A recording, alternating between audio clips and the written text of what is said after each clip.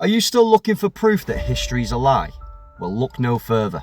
Okay, so what if I told you a book that was written nearly 1,000 years ago contains astronomy, medicine, geometry, and even coded maps of the heavens? This is the Thorny Abbey book, created in the early 1100s, and it completely rewrites what we think we know about the so-called Dark Ages. Okay, stay with me with this one. We're taught that between the fall of Rome and the Renaissance, Europe fell straight into ignorance, that people right then had no science, no medicine, no understanding of the cosmos. But this manuscript right here, compiled by monks in Cambridgeshire, proves completely otherwise. Now, this book is literally filled with texts, tables, and diagrams known as the computus, the art of reckoning time. Not just marking days on a calendar, but calculating sacred feasts, astronomical alignments, and even the cycles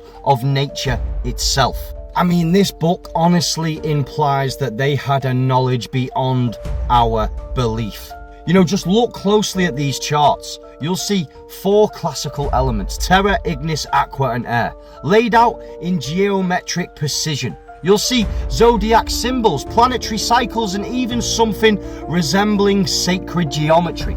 These monks weren't just scribbling prayers, they were encoding a system where astronomy, medicine, mathematics, and cosmology all intertwined into one diagram. And Earth sits at the center with layers radiating outwards, a reflection of a geocentric worldview.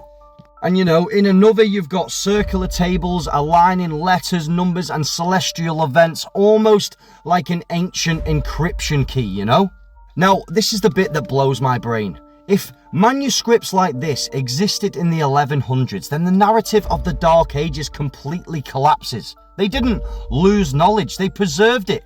They hid it in coded manuscripts, disguised as religious works, whilst passing down ancient science through symbols and cycles. Why?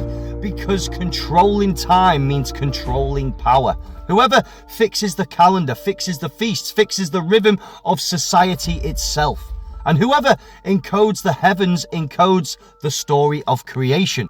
This wasn't just ignorance, this was advanced knowledge hidden in plain sight. Knowledge of medicine disguised as pharmakeia, knowledge of the stars disguised as feast days, knowledge of the world disguised as scripture. And today we're told that all of this is just medieval superstition. But when you actually look at the ancient diagrams, the geometry, the cosmology, it's very clear to me. They knew more than we're allowed to believe.